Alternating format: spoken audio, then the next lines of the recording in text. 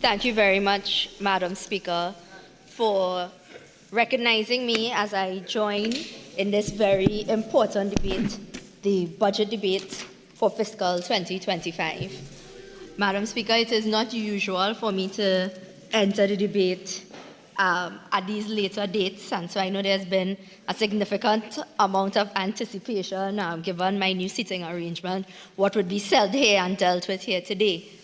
And so before I get into the crux of the matter, allow me 1 minute coming into the debate after the Minister of Health spoke today to just recognize that October is in fact Breast Cancer Awareness Month, and that we here in this Parliament we have a responsibility to use our platform to amplify voices and to create greater spaces for awareness. In Trinidad and Tobago, the incidents are about 37 per 100,000 in our population. And in the budget, the delivery of the budget by the Minister of Finance, there was some mention about early diagnostic testing in cancer in Trinidad and Tobago, for cancer in Trinidad and Tobago. And I would like to use my platform here today to urge women of all ages, where applicable, early detection can in fact save your life. And so let us make use of what is available to us, to the ministers who hold responsibility, improve the services so that we can have early diagnostic and quick treatment so that we can save even more lives in Trinidad and Tobago. So I just wanted to start there, Mr. Deputy Speaker. Mr. Deputy Speaker, I would also like to thank very sincerely the constituents of Tabaquite who have for the past 4 years shared with me a journey to improve the participation of rural communities in national development. To the constituents of Tabaquite who have been patient in understanding that opposition politics is not easy politics at all, in understanding that the role of an MP, any MP, is representation, advocacy, and of course legislation. And that as I sat here during this debate listening to many speakers, I would have heard from the member for Arima, now Toko Sangrandi, who spoke about the letters they would have written, and I tried to explain this to my constituents as well, that whether you are a minister, an opposition member, or any member of parliament, you have to write the letters and you have to advocate, and you have to advocate responsibly and quickly, because the matters before us, with any budget, you are required to use finite, limited resources to cure an infinite number of issues countrywide. And so, as I enter this debate, what I want to take center stage, Mr. Deputy Speaker, is the issues of national development. And the member for San Fernando West in his contribution, and I think this is the first time in many budget debates, and I have been here in the other place for 3 years and then 4 years, here 7 years altogether. This is the first time I've heard people, anybody really, break down for the population the fact that a significant amount of our money is in recurrent expenditure. And so when we talk about the development of Trinidad and Tobago, and when we talk about development, the development program, we are talking about the lower percentages of our overall national development. And that is an important conversation that I will get into. But I've listened to the government members, and they've been very careful to articulate that they've been responsible. And I want to just let them know, throughout my debate here today, I will let you know 2 things can be true. You can be both responsible and visionary. You can be both. You can allow yourself to make the difficult decisions, but you can articulate a clear and precise, measurable and targeted vision for Trinidad and Tobago. And so, in that regard, Madam Speaker, Mr. Deputy Speaker, I apologize, I would like to say to the Minister of Finance, when you could check the record, for the most part, when I enter any appropriation debate or the budget debate or even in the debates in the national discourse, I very rarely ask for more money.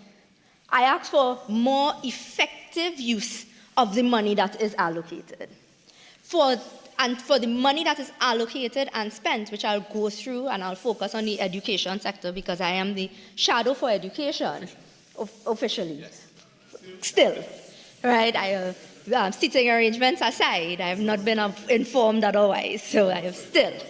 And so I will use that as the example, but I hope that the message is clear, that you can be both responsible and visionary.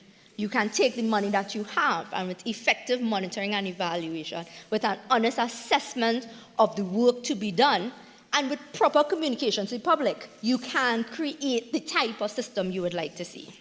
But before we get into that, Madam Speaker, Mr. Deputy Speaker, we've had, again, I've thanked the constituents of Tabaquite, but there's been a significant outpouring of members from the wider public who would have reached out to me, trying to find out if I would be joining the debate, if I am allowed to, and yes, I am, and whether or not I would be like other members who spoke on this side of the bench and be signaling whether or not this is my last budget contribution.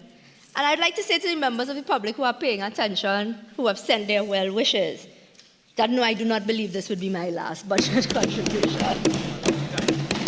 And you do not know what time will hold, nobody here. And nobody here can say what will happen and how it will happen.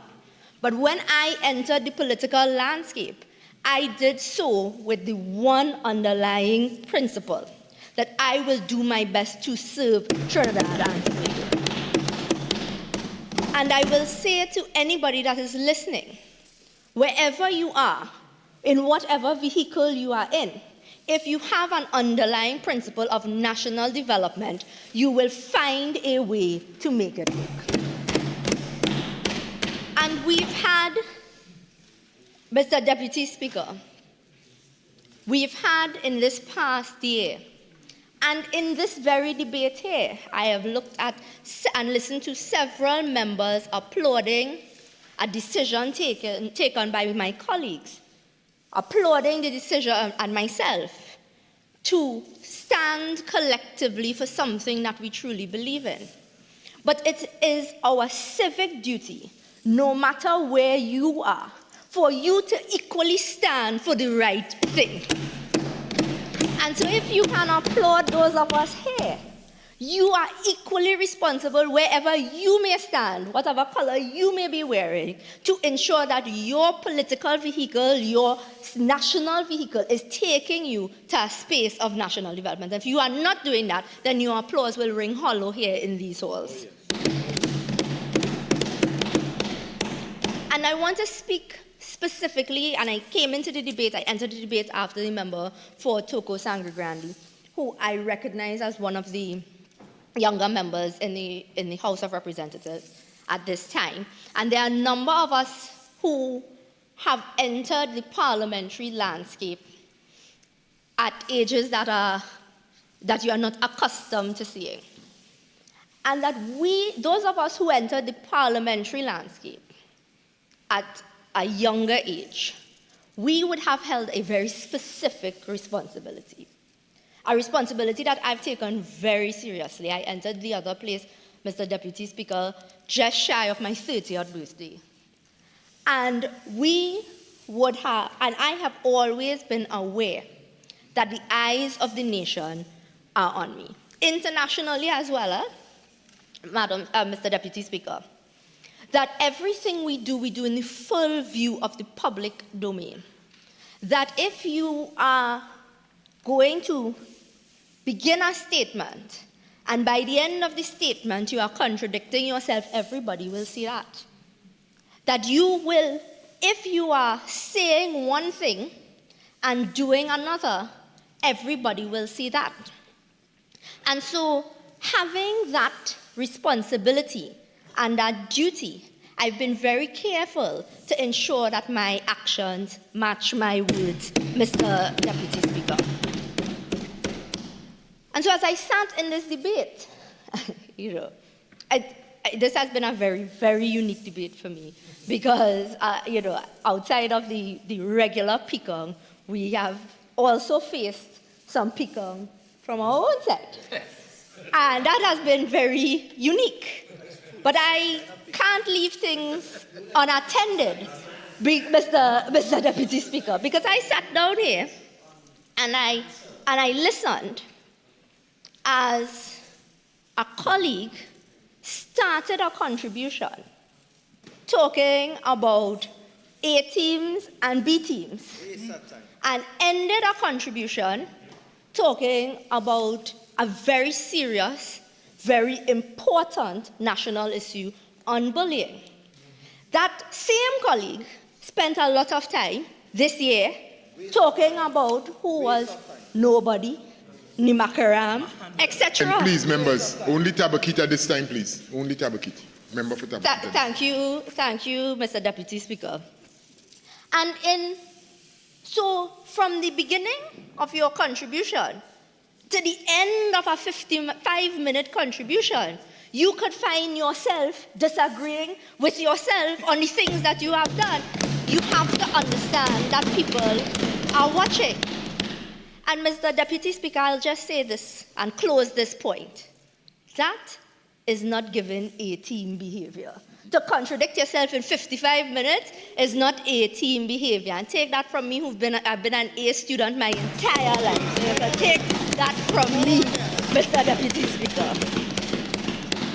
And so, those of us who are very much aware that people are looking on will understand that you ought not to be contradictory to yourself.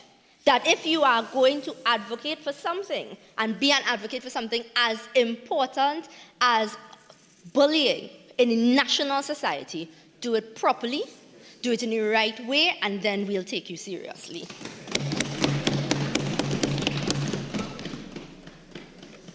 As I continue, Mr. Deputy Speaker, I hosted this year for the very first time in this format, after the Wednesday after the budget debate, a number of students who are interested in political participation.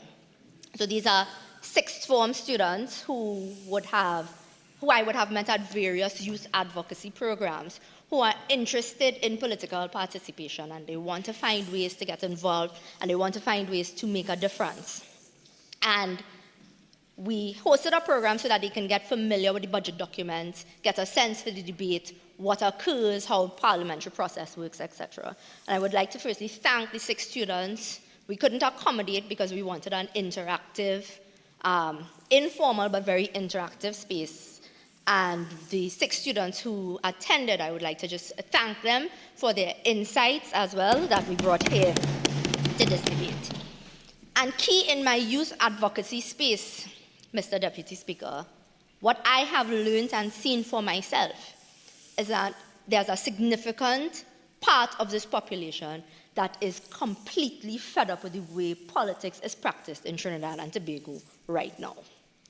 That there is a level of exhaustion. People feel that what is said is not done. People are fed up of the tit for tat. People are fed up of one side standing up and saying, but we did this, and somebody else saying, but we did this, and this other one didn't do this. And at the end of the day, if you are not seeing Trinidad and Tobago for what it is, the population is frustrated, I guarantee you. The population is tired of, after 10 years in a reporting structure, that you can still say, despite what you may feel and see and experience for yourself, things are good. Now, I think it would be easier to accept if you said things could be better, if you said that these are the current targeted interventions that we are taking to make things better in the future, that would be a pill that is easier to swallow. But if you are coming to me and telling me what you're complaining about, that I find to be disingenuous politicking, and we ought not to do that, Mr. Deputy Speaker. And so we must take a look at where we are as a country and what do we need as a country to do better. And a clear assessment, Mr. Deputy Speaker, would show us that we have obvious issues in terms of our economy, in terms of the deficit that we would have been facing. We've heard from the Minister of Finance, the certain plans, and we've heard from the Minister of Energy as well as to what can change our future circumstance. But one of the things that we ought to be doing is highlighting very clearly, not simply saying that, as Toko Sankrani said, when things get better, you will get more. Not so much that, Mr. Deputy Speaker. But more importantly, when things get better, these are the investments that will make opportunities for you to be able to access, that the government doesn't have to give you more, but you could give yourself more based on what you can do. That we change, the onus is on us, those of us who exist in a political space. And if you want to talk about responsible and you want to talk about moving away from rhetoric and moving away from populism and all of those things, I agree to. But you are also doing it to some degree because you are saying one day we'll have more and we'll give you more too. But that is not the correct way. One day, Trinidad and Tobago ought to be thinking about how are we going to transition out of the space that we're in, where we have this big recurrent expenditure, we have this smaller developmental expenditure, and we have this constant cycle of people trying to find out what will the government give to us in the budget and not what opportunities will present themselves so I can give myself a better life in sweet Trinidad and Tobago. And I think that is the part of changing the system that we need to do. And so as I get into the specifics of the Ministry of Education, I don't know if I've made it clear before, but I'll make it clear now. All of my critiques have always been grounded in the fact that I do not think in the system as it exists, if you put any Minister of Education, that you'll have the highest chance for success. I think that it is a disservice to some of us. And it is very important, and to go back to how I started, if you are in a vehicle, government also now be in a vehicle. If you are there and you are seeing things are going wrong, and you are seeing that you cannot function at an optimal capacity, and you are seeing that despite $60 billion, that if you could get $6 billion a year, and $6 billion is unable to give you the results that you need, and you are seeing that, the duty is on you as a representative to say that ought not to happen. The duty, and I'll begin with school infrastructure, because I always say, Mr. Deputy Speaker, if you can't fix the small things, you can't fix the big things. So if brick and mortar problems stumping you, to get to the issue of curriculum development, which we need to get to, which is the visionary part of it, if brick and mortar problems are stumping us, I can't even get to what we need to do in terms of curriculum development, because we stumped on the simple things. We are stumbling and losing our way on the simple things. And so, in the opening of the school year, at the opening of the school term, the new school term this year, Mr. Deputy Speaker, we were faced very early on with startling news. Now, typically, I would do a lot of media, and still did this year, at the opening of the school term. In the first hand, to wish students well and to see what needed to be done. But this year, in the full view of the public, we saw St. George's College, we saw Mount Hope Secondary, and it kept going. And I am telling you, when I started by saying there's a frustrated population, it's because people cannot understand how millions of dollars are being spent, and they cannot see, feel, and tell where the $1 million was spent and how it was spent over the vacation period. And then to say to those persons who are experiencing the difficulty, the people who are literally experiencing the difficulty, to say to them that the difficulty you are experiencing is made up, it's in your head, it's not a reality. That is, you cannot treat with citizens like that and expect them to repay you with anything other than criticisms. And so, when you hear, as a citizen, that $150 million is not enough, $40 million, $36 million, whatever millions of dollars is not enough for school repairs, that's a difficult pill to swallow. It is a difficult pill to swallow. And so I'm going to give the government a little bit of advice here.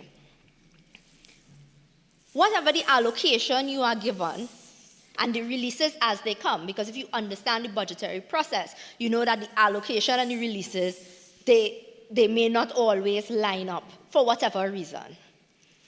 But if you include in your accounting to the population, when you are having conversations with the population, the list of schools that will be repaired, the time frame for them to be repaired, so that the citizens can manage their expectations, so that my colleague from Barataria can say to his constituents, this is what we have.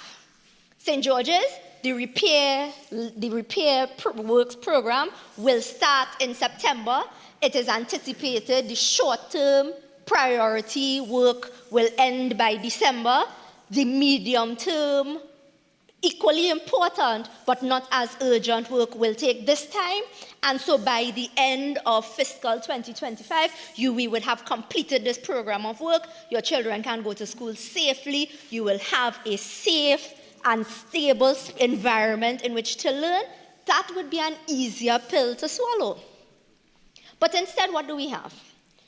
We have persons who have to go outside there and protest. You have parents who are asking, begging, protesting for a safe learning environment, a physically safe learning environment. You have in pre-sale secondary school a rat infestation. You have in the Marabella North Secondary School the building structure not being up to mark. You had in my own space, you had the San Fernando West Secondary School. The member for San Fernando West, I am sure, is aware, sorry, not the San Fernando West, San Fernando Central, MUDSEC, as we know it. Also facing infrastructural problems, and I know that I will be told that the aging infrastructure is a problem. And I know that I will be told that it is an increasingly expensive task. And I understand the need for the government to be responsible with its spending. I have no difficulties with any of those things, you know. I am saying that in your task of being responsible, you can be visionary in how you communicate with the population, making them equal stakeholders and participators in the education sector, so that you will not be out here wondering when, wondering if, wondering how. Now, Mr. Deputy Speaker, I have served as a representative politician, so I am in the House of Representatives, so I am aware very acutely that the needs of the public, when you tell them that there needs to be a prioritization, is not always met with equal levels of understanding. And so that I could have had a landslip repaired in one area, and we will post it today, and the comments will equally say, what about X, Y, and Z? And I understand where it's coming from because you want your services delivered. So I would assume that is exactly what will take place in the Ministry of Education if you were to list out your infrastructural repair works program, that people will say, but what about this one, what about that one? But you have to accept and allow for that to happen, allow for the discourse to happen, but be equally accountable to the people so that will ease the frustration. And this is not, Mr. Deputy Speaker, I am not, for the Minister of Finance, asking for any more money. I am saying the money that you have tell the people exactly where it is being spent, how it is being spent, and then you can say, if we have more, we'll give more when it is possible. And we'll accept that. But we're also facing a difficulty because the longer we allow this to run, the less the population will be willing to accept. The longer you say, you give no information about where the repairs are going and how the money is spent, the longer you allow it to run, the more the population is going to believe that the money is spent elsewhere. And so we ought to be very careful with what we're doing in governance structure, Mr. Deputy Speaker. And so as I move on from the infrastructural concerns, and I am sure I can list, as many may want to do, all of the schools that are facing infrastructural concerns, but they are part of the public conversation. My role here is to show that you can be both responsible and visionary. I want to speak very quickly, but I want to be equally very respectful in this national climate, discussing the issues around bullying, around school violence, and things that we have been seeing of that nature. Mr. Deputy Speaker, and I join with several colleagues in expressing condolences to the family of young Jayden Lalchan. And as we grapple as a society with an instance of bullying that has led to the scariest of outcomes, we are faced with a lot of conversation about what can be done and what ought to be done. And since, in 2020, I became a member of Parliament, and we had there were the COVID years with the virtual learning system, and we had students come back out into the physical school space. And then we saw a number of videos with particularly violent outbursts within the school system. And as I did then, and I will do now, and I will continue to do ad nauseum, within our school system, we have to find ways to include within the curriculum spaces that can help students deal with things like conflict resolution and anger management. We have to find ways, Mr. Deputy Speaker, to create safe spaces within what ought to be a safe space, but the reality is students themselves are dealing with difficult circumstances. Imagine adults found it difficult to cope with the pandemic and the fallout of the pandemic, and that you have children, literal children, who would have been in the virtual school system coming out and having to relearn socialization skills and getting adapted into that space, that we must give them a fighting chance, no pun intended, to succeed.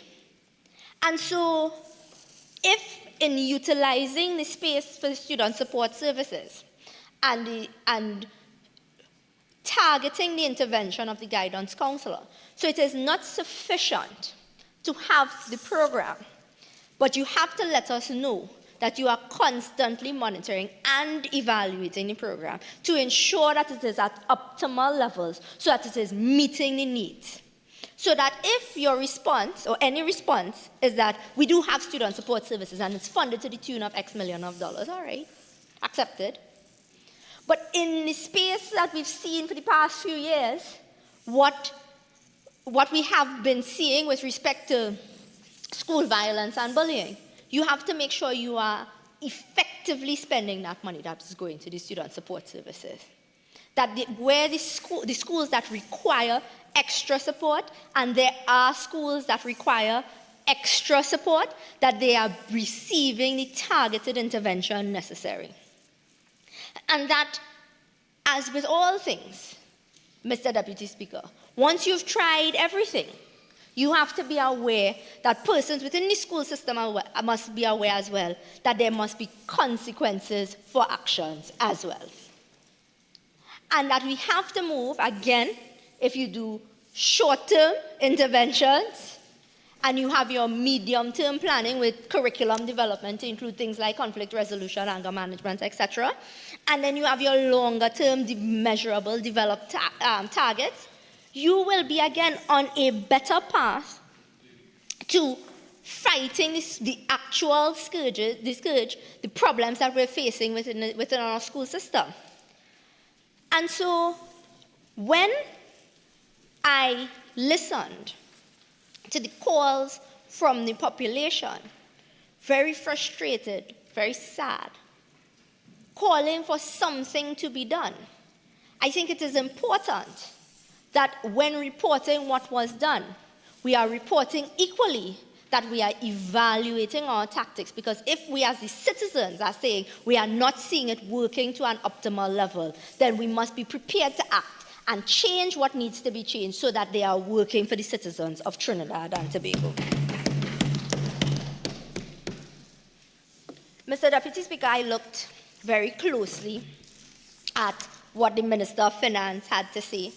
I was hoping to enter this debate after the Minister of Education, so that if in the event that the minister reported on something that I had intended to raise, I would not raise it, because there's no need, if something is being treated with, that we raise it within the debate.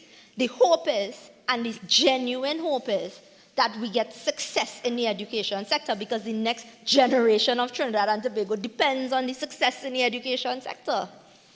And so what I have in front of me would be the information given by the Minister of Finance, who would have, I assumed, worked with the Ministry of Education and stated some things. And so we have the ebook platform. And the ebook platform, as an announcement, is fairly laudable, that we will be moving from textbooks to an ebook.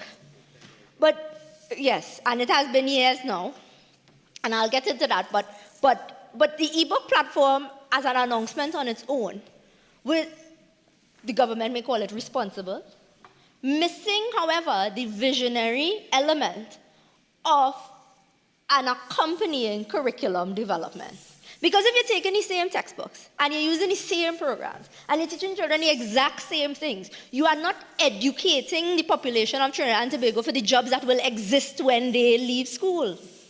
So if you're taking the same Boyo and Kala book and putting it online, you are not, in effect, impacting the lives of the students so that they are trained for the workforce that they will meet.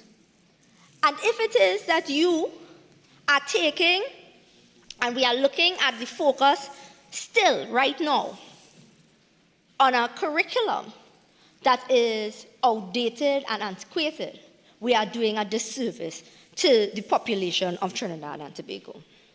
And my colleague from Naparima, who I think in his delivery, when he talks about Singapore, has now made Singapore a word in this parliament, that is something that people tend to scoff at, right? And Barbados, but Singapore in particular, you all will miss him. The member for Naparima, you all will miss him when he's not here. And so that we had, Mr. Deputy Speaker, when you look at the Singaporean model, when they talk about moving from physical classes to virtual classes and whatnot, it's not simply about the action, you know. It is about optimizing their curriculum, creating an education system that will serve those who are being educated. And so that when I listen to the Minister of Finance talk about teacher training and retraining and retooling, and when I hear ebooks, responsible, yes, but visionary, no. because we have not heard, and perhaps it will still come in this debate, and so I have no problem being corrected, but the information was not given to us. But if it is that we are not optimizing our curriculum, that we are not allowing our students to take advantage of technological advancements, that we are not creating with the space, that we are not creating within our education sector and understanding, these children can outdo any of us in technology, you know. Can and will outdo any of us utilizing these devices. They could teach us, but our system must be able to harness that natural curiosity about technology, that you are to be able to harness that and create from that a springboard for success. But if you are announcing an ebook learning platform for our students in the digital era, and it will be done by June 2025, and it is not accompanied with curriculum development, you may be responsible, but you are definitely not visionary.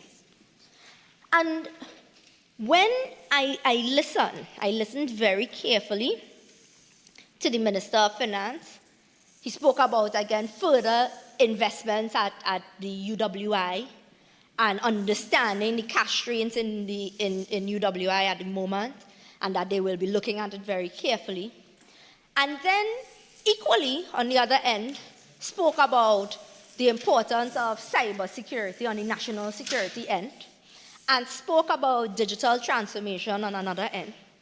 But in all of that, missed the ability to connect all, so that you can have, utilizing our spend in GATE, utilizing our spend on the health program, that is the higher education loans program, etc., to allow that so that we have more teachers and persons going into training things like cybersecurity. Remember, FNAPRIMA raised it, forensic sciences, etc., so that you are optimizing all of our programs so that what you need to get done in the digital transformation sector, what you need to get done in the national security, what you need to get done in the energy sector, that you are tailoring your education sector so that your citizens are forming straight lines into career paths, so that you're not educating a significant number of the population to then be a significantly unemployed set of the population.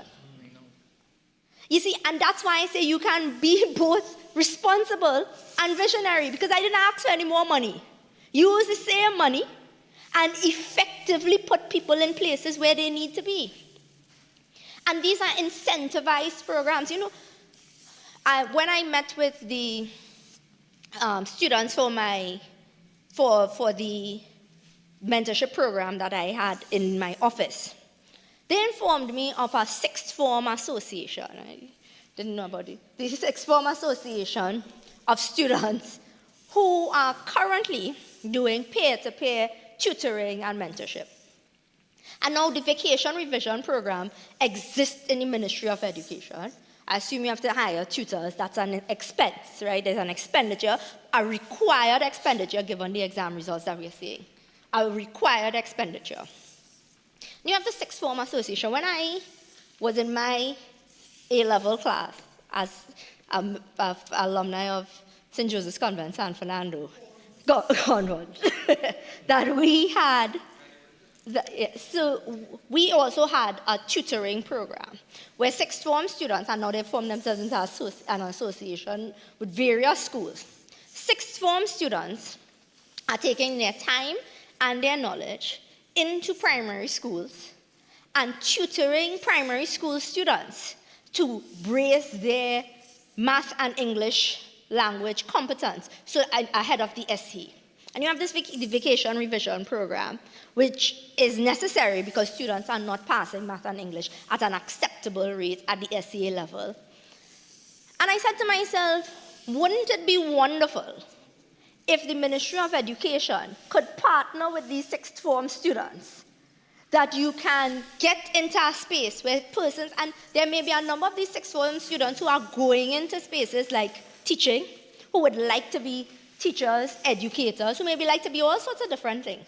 But you get into the system, and whether it be via GATE, via the bursary, via the help loan, that once you go into the tertiary education space and you have a spirit of volunteerism already, that you create incentivized programs which would allow students who utilize help, utilize gates, etc., go in, and then they go into the teaching programs at the university, that they get a space within the Teaching Service Commission to get their interviews done, etc., because they've already shown that they have a passion and a love for the profession.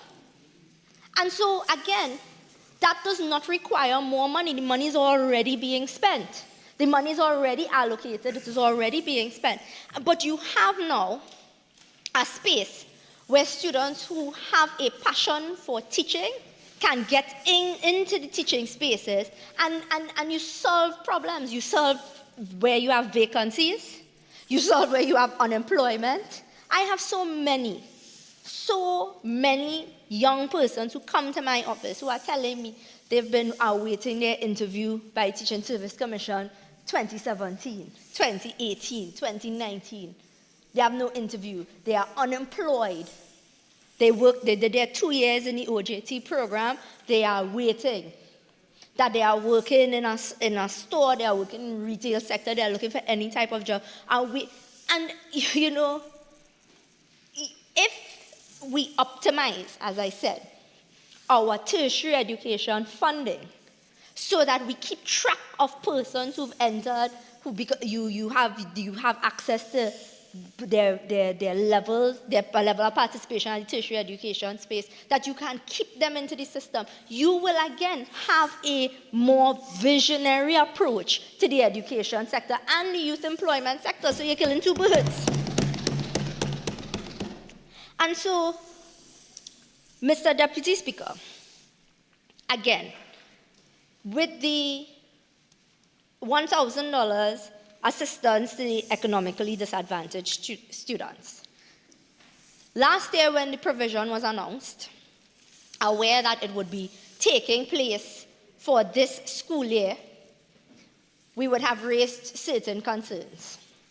At the mid-year review as well, in terms of accessibility, and I raised it in the Standing Finance Committee for the mid-year review, that the application system was an online application system, and that you had to submit certain documents and whatnot. Understanding the community that I represent, I raised then, and I will raise again, that there is a barrier to access for some of our most economically disadvantaged citizens. That for persons who really need to access the 1,000 grant, who really need to access the $1,000 grant, as the Minister for Digital Transformation said last night, some of them do not even have bank accounts. And there is a space, I understand and I accept that the responsible thing to do to be able to track the financing, to be able to track how much you are giving out and you're going through the means test and understanding all of that, there must be some workaround that will allow for those who are most in need to be able to access this $1,000 grant. Mr. Deputy Speaker, I want to go... Member, yeah, just before you move on, you just have about 2 more minutes of your initial speaking time. You have an additional 10 minutes. You care to avail yourself? Mr. Deputy Speaker, kindly proceed. I will avail myself, and I really did not know that 45 minutes went so quickly. And so, when, Mr. Deputy Speaker, in looking at things that need to be done within the education sector, it is, again, like I said, what I believe the current ministers, both ministers of education, are facing is that they may have the ideas as well, but they are stuck within a system that does not allow ideas and innovation to really take charge, to be at the forefront. I'm aware of that, because as a member of parliament myself, I have a lot of ideas for my constituency, and I am stuck in an antiquated system that does not allow me to make the changes and do the things that you want to see. So it is not from a space What I say is not from a space of lack of awareness, that it may be a difficult thing, and in a lot of spaces your hands are tied. But I'm saying those of us who exist in the political landscape now must have the uncomfortable conversations, must be willing to have a space to be change makers in this country, because it makes no sense, Mr. Deputy Speaker, being a young politician or a new politician and trying to practice in the old political landscape. Once you do that, Mr. Deputy Speaker, you are setting up yourself for failure. And so I want to discuss as well some of the issues that face my community in Tabaquite. And Mr. Deputy Speaker, the Minister of Public Utilities raised it. That when I became the Member of Parliament for Tabaquite in 2020, I found not one, not two, not even three, several communities in 2020 at the time without any access to pipe-borne water. I was shocked. I could not believe that in a country that was oil-rich, that was natural gas rich, in decades of prosperity, that we missed a critical opportunity to deliver to our citizens the basics. The basics. And so, when I reached out to the Minister of Public Utilities, I told him exactly what I said here. One of my first meetings as a Member of Parliament was with the community of Coruscant. They showed me the community water tanks. The roadways, deplorable. On top of that, you have to go with your vehicle, full up at your community water tanks, bucket of water, and go back home. And these people who live there are teachers and public servants. So then after you go and fill up your buckets and your water tank, you have to hit the highway and face the traffic and come up the road. And I said, this is unacceptable. So as I do, I wrote to the Minister of Public Utilities and gave him the full list of all the communities with no pipe-borne water, very well aware that he would not have the budget to fix every one of the communities in my constituency, because as it occurs in my constituency, it will be occurring elsewhere. I am happy to report the community of Coruscant now has pipe-borne water. I am equally happy to report that the community of Cotton Hill will have pipe-borne water. And that, Mr. Deputy Speaker, when I say I take my job of representation very, very seriously, I absolutely mean it, because when you talk about basics, these things are required. And so I was very happy, very grateful to be able to go to the community of Coruscant with the Minister of Public Utilities to deliver on a basic need. So I raised then with the Minister of Public Utilities as he traversed through the Grand Couva area and into the Coruscant area very quickly, that we ought to have invited the Minister of Works and Transport one time, because he really needed to see. Because, the member for Port of Spain, North, St. Anne's West typically makes a joke during the Standing Finance Committee about the roadworks and the landslip program. And when the Minister of Public Utilities will always say, yes, we're getting that done in Tabaquite, and we're getting that done in Tabaquite. No, but the problem is, he says that we're getting it done in Tabaquite, and then we don't get it done in Tabaquite, but not like the Minister of Public Utilities, because he said we were getting it done in Tabaquite, and we did. And so we have, as well, a significant infrastructural problem in the constituency of Tabaquite. We have an infrastructural problem in terms of landslips. We have roads that are poorly maintained. And in the same way, in the same vein, I would have spoken about the Ministry of Education as by way of an example, to be accountable to the population and give us the maintenance schedule to schools. It is equally important to tell us which roads you're going to fix. Don't tell us you're going to fix all. It's not possible. Tell us which ones you intend to do within this month and next month so that we can report accurately to the constituents.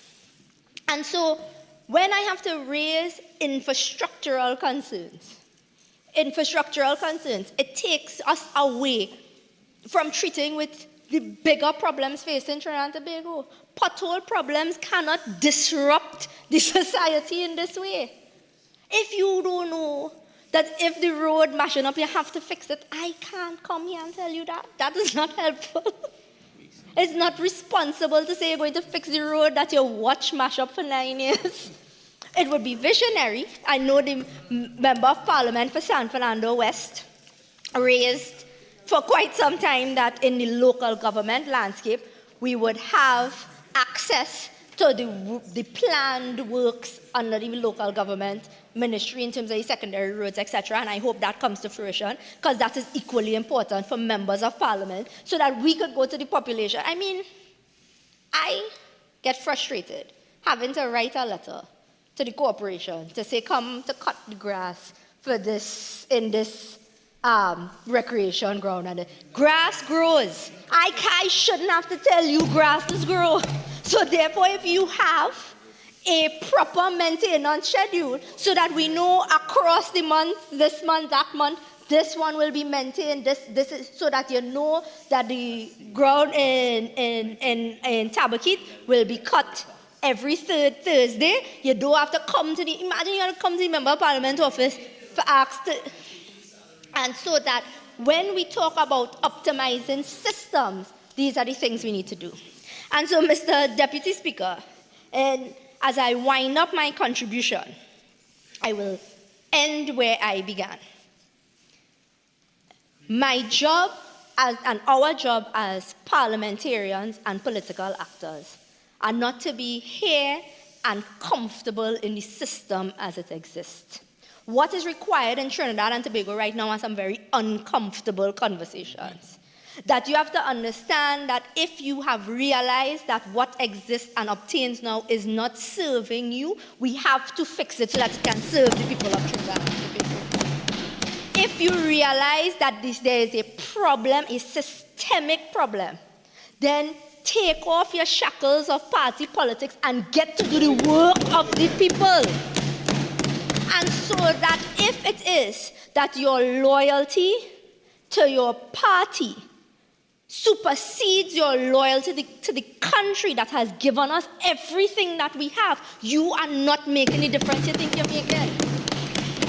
And if you do not realize that a political party is merely a vehicle to national development, and if the vehicle you are not in is not taking you where you want to go, you can fix it or you can move. Those are your options. You ought not to be saying to the population that you are doing your best. And so I urge all political actors and all aspiring political actors, this is not a job for the weak.